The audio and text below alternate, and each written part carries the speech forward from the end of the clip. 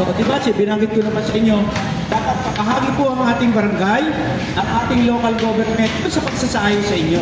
Kasi kami po yung matagal ninyong makakasama. Mawawala yung inyong mga mobilizer, yung mga originator, pero ang nagsisimula po, nandito pa po kami. At ang hindi po kami nagsisimula. Okay? Wala natin. Ikaw mag-introduce kay admin. Ayan, wala na pong tanong. Ayan. Ayan, introduce lang po natin si presensya ni Admin Flor. Siya po yung ating overall admin dito sa Barangay Payatas. Ayan, baka meron po kayong tanong, if ever. Sinabi sa mayor si admin. May sinasabi si tanong. Kasi yung daw po si admin. Ay, Kakanta eh, no? Nare-ready yung mikropono. Hi, ma'am. Pasensya na po kayo, ha? Yung meeting, sabi, alas 2. Sabi ko parang, hindi ko malaman kung yung relo ko ba. Hindi ko alam kung relo ko, yung cellphone ko may diferensya.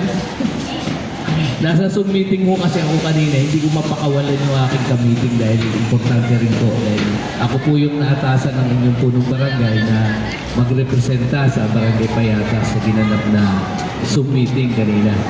At equally important din naman po yun. Alam ko naman po nandito si Kuya Arman. Alam ko hindi naman niya kayo pababayaan.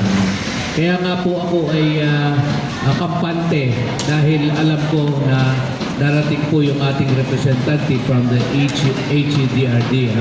Dahil higit kanino man, ay siya po ang mas nakakalam kung ano po yung mga dapat nating gawin, kung ano po yung dapat nating ihanda para maisakatuparan natin yung ating pinapangarap ito, magsasarili tayo ng HOA.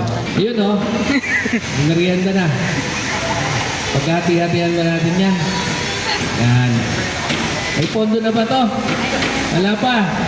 Oh, wala pang merienda. Pag walang pondo. Alam po ninyo, kayo bilang nag-uumpisa, no? Nag-uumpisa sa inyong itinatatag na HOA. Isa po sa napaka-importante yan ay yung inyong tiwala sa inyong pamunuan, no?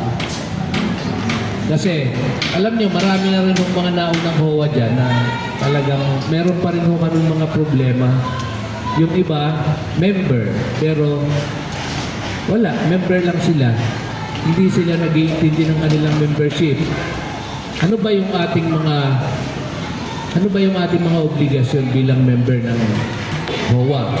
Particular, sa inyo. Siyempre, dapat po kayo ay merong mga dues na binabayaran, monthly dues.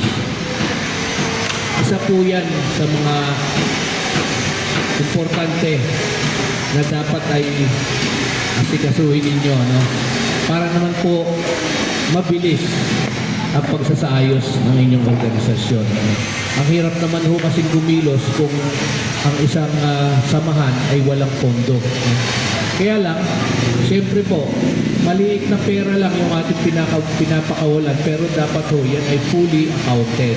Kaya nga ho, ang aking kabilin-bilinan doon sa inyong mga opisyales, lahat po ng inyong kagastusan, lahat ng inyong gagastusin, dapat ay fully documented.